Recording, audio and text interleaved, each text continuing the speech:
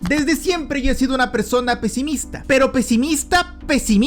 Nivel, si iba a una clase nueva y empezaban a correr lista, a decir los nombres de las personas presentes y de repente yo no escuchaba el mío, empezaba a pensar, ¿y si me he equivocado de aula? ¿Y si mi mamá me dejó aquí para liberarse de mí? ¿Y si esta no es mi escuela? ¿Y si mi nombre no es el tío cátedra? ¿Y si me llamo Pablo? Y llevo con esa mentalidad años. Mi pensamiento es sencillo: si algo malo va a pasar, no solo sí va a pasar, sino que va a pasar por 2. Sin embargo, últimamente, desde hace más o menos 3 meses, he mantenido conversaciones conmigo mismo interesantes. He de admitir que soy una buena compañía. ¿Qué es la vida?, me he preguntado. ¿Cuál es nuestro lugar como seres biológicos en el mundo? ¿Existe realmente un sentido de la vida? ¿O somos simplemente payasos dentro de un circo en el que fingimos una sonrisa roja detrás de un farol luminoso? El pasado era, como todo el mundo afirma, mejor, y entonces me detuve ahí. Depende. ¿Pasado mejor?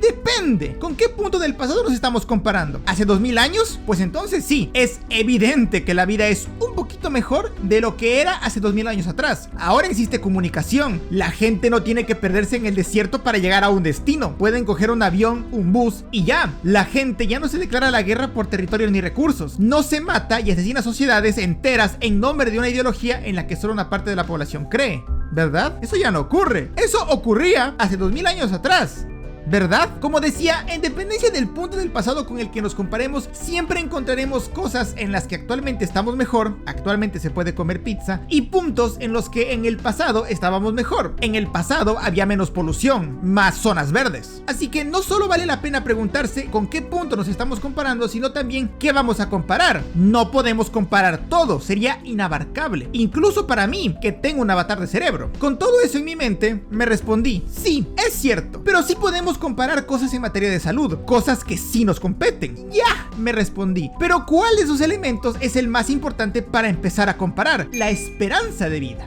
me respondí. Pero, ¿qué es la esperanza de vida? Imagina que tú eres una persona común y silvestre. Tú tienes una vida. Sin embargo, esta vida está condicionada y limitada por ciertos elementos: la religión, la cultura, el país, la situación social, etc. Pero sobre todo está limitada por el tiempo, cuándo naces y cuándo mueres. Supongamos que tú naces, obvio, y que vives durante un periodo de tiempo corto que te parece unos 40 años. Bueno, pues tu esperanza de vida es de 40 años. Si vives 70, tu esperanza de vida será de 70 años. Ahora, este tiempo de vida, esta esperanza de vida tiene ciertas fases. Una fase de desarrollo, donde tú, una persona común y silvestre, deja de ser un bebé y se convierte en un adulto funcional. Una fase de aportación, donde tú, persona común y silvestre, se convierte en un elemento aportante para la sociedad. Y una fase de jubilación, donde tú, persona común y silvestre, abandonas tus aportaciones para proceder al júbilo del descanso. De estas 3 fases, se cree que la fase más importante es la fase de desarrollo. La fase donde tú, persona común y silvestre, no solo desarrolla su capacidad cerebral, sino también desarrolla la capacidad de socialización y desarrolla la capacidad de relación que tiene con el ambiente que le rodea. ¿Cuánto dura la fase de desarrollo? Esa es una gran pregunta. Se estima que entre 25 y 30 años. En otras palabras, el ser humano promedio pasa entre 25 y 30 años desarrollándose. Hoy estamos 2026. En mi casa está siendo un día soleado y escucho a los pajaritos cantar. Hoy tenemos muchos inventos que permiten el desarrollo de los niños en adultos. Hoy la posibilidad de que un niño nazca y se desarrolle hasta alcanzar los 25 y 30 años es de aproximadamente el 98.7%. Sin embargo, no siempre fue así. Hasta hace algunos años, hasta hace 50 años para ser más exactos, en 1970, la probabilidad de que un niño crezca y se desarrolle era de tan solo el 25%. Solo 1 de cada 4 niños alcanzaba los 25 o 30 años de edad. Permíteme enseñarte eso, pero con un gráfico, que dicen, y es cierto, que con gráficos se enseña mejor. Ahora permíteme explicártelo. Observa por un momento esta línea roja. Observa además que esta línea roja está acompañada por numeritos: 60, 50, 57%. No varía tanto, 48%.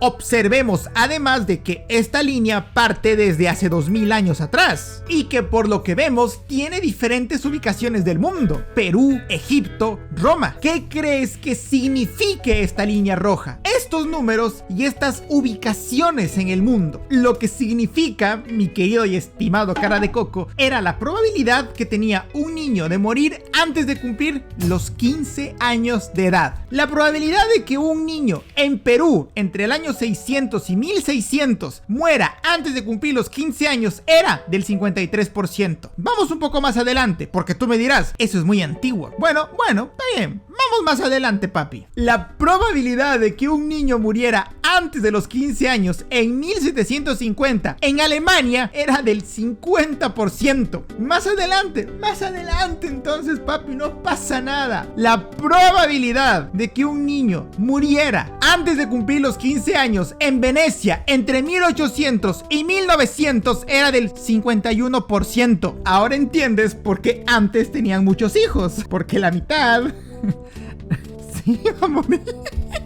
Perdón, mal chiste.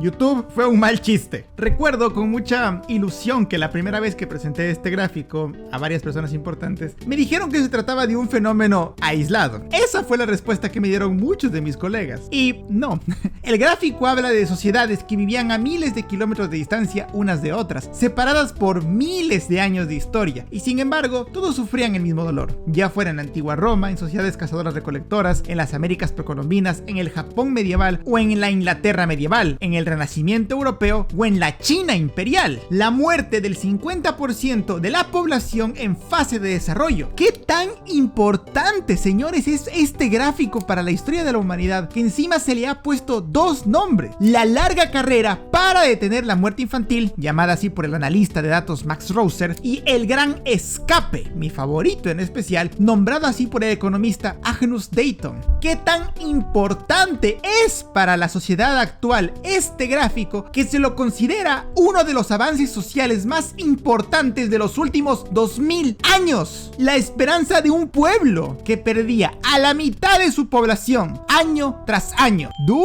Durísimo. Sé que es difícil dimensionar estos datos porque es hablarte de cosas pasadas, de algo que no es actual, que no lo sentimos dentro de nosotros. Lo sé que es difícil querer o pretender que te hagas una idea de eso. Pero imagina, mi querido cara de mamífero vacuno, que tu hermana mañana muriera. La muerte de un niño es uno de los eventos más catastróficos que un ser humano puede pasar. Es antinatural. Generación tras generación, sociedades enteras lucharon contra la muerte infantil y no hay indicios de que ninguna sociedad lograra avances importantes y sustanciales contra este problema. Sin embargo, este gráfico se llama el gran escape o la larga carrera para detener la muerte infantil, no la crónica de una muerte anunciada. ¿Qué pasó? Si te fijas, si eres lo suficientemente atento, empezarás a darte cuenta que algo pasó en 1950. ¿Qué pasó luego de 1950 para que la mitad de los niños de todo el mundo dejara de morir? Pues sucedió lo que los médicos hemos calificado como el avance médico más importante luego de la penicilina: la creación de los sueros de rehidratación oral. Preguntémonos, pensemos 2 segundos. ¿Cuál era la principal causa de muerte de los niños antes de 1950 y durante casi 2000 años? Las infecciones. Y preguntémonos con mayor profundidad. Escarbemos un poco en ese mar de posibilidades y pensemos, ¿cuál es la principal complicación por la que un niño muriera con una infección? La fiebre, la principal causa. Y la segunda, la diarrea. Antes, si te daba diarrea, la única forma de tratarte era con sueros intravenosos, que no eran precisamente baratos y a los que solo la gente con dinero, que no eran precisamente muchos, podían permitírselo. Por lo tanto, si te daba una infección intestinal con diarrea, lo más seguro es que acabaras muerto. Pero en 1950 algo cambió. Robert Crane, ex marín de los Estados Unidos y posterior médico, descubrió la forma en la que el agua entraba al cuerpo. Descubrió que si a las personas les dabas agua con azúcar y un poco de sal, el agua entraba con mayor rapidez al cuerpo. La CDC encontraría esos escritos después, en 1960, y los replicó. Pero no solo los replicó, sino que encontró que la fórmula era barata, accesible y de fácil aplicación. Negoció con la OMS y juntos la OMS y la CDC crearon y distribuyeron este nuevo invento al que denominaron sales de rehidratación oral. Y no solo lo distribuyeron, sino que enseñaron cómo crearlo, cómo replicarlo completamente gratis. La historia sobre los sueros de rehidratación oral es más larga y el descubrimiento tiene varios matices que la hacen muy encantadora. Sin embargo, me la reservo para la posteridad. Algún día les contaré esa gran historia. Les contaré de Dilip Mahalanobis, de la guerra de liberación de Bangladesh, de los 4.000 refugiados a los que se les salvó la vida en una noche. Algún día les contaré esa historia, pero no hoy. Solo diré, nadie esperaba que realmente funcionaran los sueros de rehidratación oral, pero funcionaron. Bendito el día que funcionaron. Sin embargo, fueron los sueros de rehidratación oral lo suficientemente fuertes para bajar esta línea de forma tan pronunciada. Casi. Hacía falta algo más. Pensémoslo por un momento. ¿Qué pasaría si fuéramos un poquito más ambiciosos? Y si no solo nos concentráramos en evitar las enfermedades de los niños, sino también en evitar que en primer lugar se enfermen. Y si actuamos antes de llegar a extremos tan delicados. Pero si nos hacemos esa pregunta, necesariamente tendríamos que hacernos otra pregunta. ¿Cómo evitar que un niño le dé una enfermedad para la cual es incluso vulnerable? Vacunándolo contra aquellas enfermedades a las que es más vulnerable. Con esas dos preguntas en mente se creó el programa ampliado de inmunización. Dos objetivos. 1. Vacunar a todos los niños que existieran en todos los países que se pudiera para la prevención de 6 enfermedades catastróficas: la polio, el sarampión, la tuberculosis, la difteria, el tétanos y la tosferina. 2. Enseñar a preparar sueros orales en casa y la importancia del agua hervida para prevenir enfermedades diarreicas en niños. Todo liderado por uno de los hombres más importantes dentro del ambiente médico, James Pineo Grant, el gran desconocido. Un hombre que probablemente ha salvado más vidas de las que fueron destruidas por Hitler, por Mao y por Stanley juntos. En palabras de su amigo y colega, a menudo se le encontraba garabateando en una libreta, riéndose y hablando para sí mismo. Se puede hacer. Es posible. Keep the momentum. Mantengan el impulso. ¿Y qué hizo? Te estarás preguntando. ¿Qué hizo Grant para ser tan recordado como lo estoy recordando yo? Perfecto, me encanta. Imagina que eres abogado, ni siquiera eres médico. Imagina que tu jefe te dice: verás, Jane, tenemos que vacunar a todos los niños del mundo. Pero ni sabes. La mayoría de los niños que están enfermos están en Rusia. Y adivina con quién estamos en plena Guerra Fría. Imagina que te dicen: no quieres ir a negociar.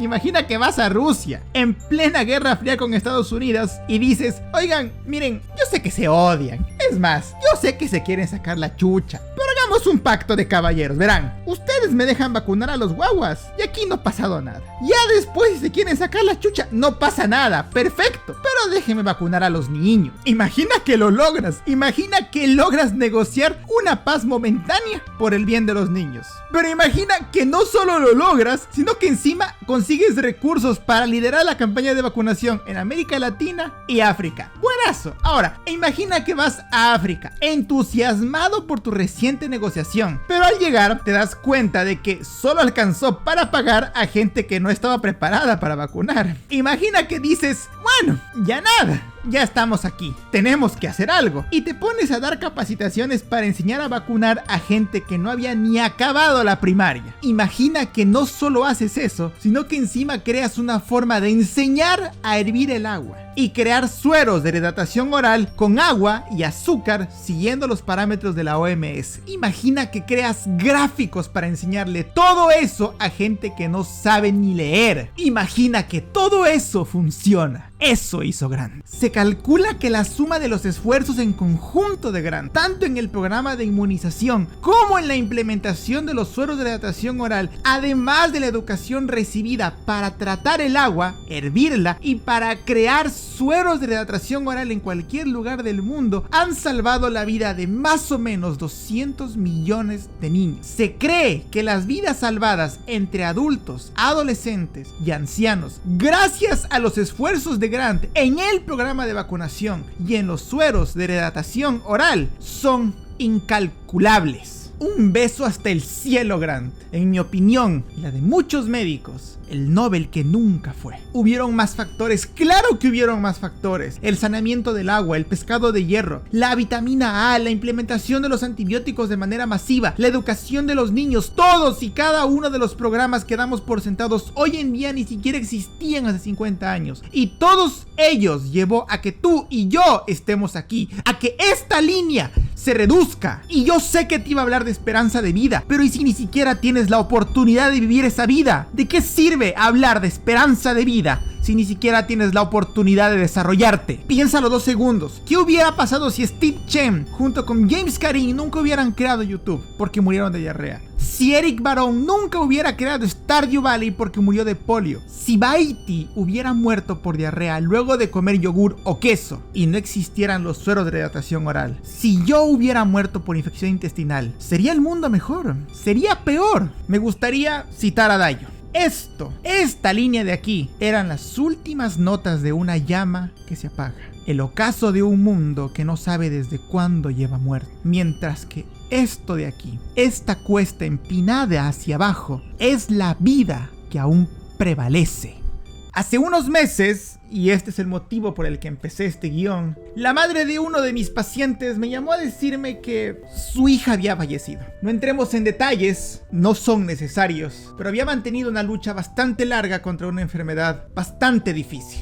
La madre, con quien yo mantenía una conversación frecuente sobre el estado de la niña, me llamó a darme las gracias por todos estos años de seguimiento. Y me dijo una frase que me quedó resonando en la cabeza por mucho tiempo. Doc, la vida es rara, pero es bella. Genuinamente quería que era algo injusto. ¿Cómo era posible que una niña haya fallecido en esas circunstancias y sobre todo haya tenido que lidiar con esa enfermedad tan horrible? Debo estar convenciéndome de algo cuyas consecuencias, por terribles que parezcan, han nublado mi juicio. Me levanté de la cama porque era inútil seguir pretendiendo que me iba a poder quedar dormido. Prendí a Valentina, mi computadora, y realicé esta investigación. Llevo 5 o 6 meses debatiéndome entre mí si hacer este guión o no. Y a la final lo hice. Porque este guión nació como eso, como una levantada de puño hacia el cielo gritando un porqué. El porqué desesperado de una mente que a veces es incapaz de llegar a las respuestas que quiere. Mi investigación me llevó a quizás uno de los estudios más importantes que he leído, y es el que te acabo de enseñar. La esperanza de vida de los niños es importante porque nos da una oportunidad de que el mundo sea mejor. Nosotros somos los niños de Grant. Nosotros somos los niños de ayer. Nosotros somos esa oportunidad. Pero escúchame 2 minutos. Tenemos una oportunidad. Permíteme ver el futuro con buenos ojos. Somos los niños del pasado que sobrevivieron a la difteria, al tétanos, a la tos ferina, a la tuberculosis. Somos los niños que están sentados en los hombros de gigantes como Grant. Tenemos la oportunidad de, tras haber cursado esa fase de desarrollo, hacer algo bueno con todo esto que tenemos. Keep the momentum. Mantengan el ánimo. No sé dónde estás ahora, en este momento. He hecho todo este guión donde te expuse la importancia de la infancia para hacerte notar algo. Tienes una oportunidad. No te conozco. Quizás nunca nos podamos conocer, pero le hablo a ese niño tuyo. Ve por ese sueño. Ve por esa oportunidad que nos legaron los grandes hombres y mujeres del pasado. Quizás así tengamos una oportunidad. Quizás tengamos una oportunidad de salvar el mundo. Quizás solo soy un soñador. Y quizás, como todos los soñadores, sus sueños estén condenados a apagarse y extinguirse. Pero permíteme soñar. Quiero soñar que un mundo mejor es posible. Alinea tu alma con el mayor bien posible. Pide un deseo a una maldita estrella. Luego compórtate de acuerdo a tal determinación. Lo más importante de este video es keep the momentum. Mantengan el impulso. 静かな朝の白いカーテンほどけた夢の残り顔だけ名前を呼べば届きそうで空のひび割れそっとなぞる大丈夫だよって笑えたなら心の雨も読められたから消えた足跡をなぞる指先まだ君を探してる星屑リフレイこぼれ落ちた涙ままの約束が光る。さよならなんて言えないまま時間だけが遠くへ走ってく。戻れない今日抱きしめながらもう一度君に会いたい。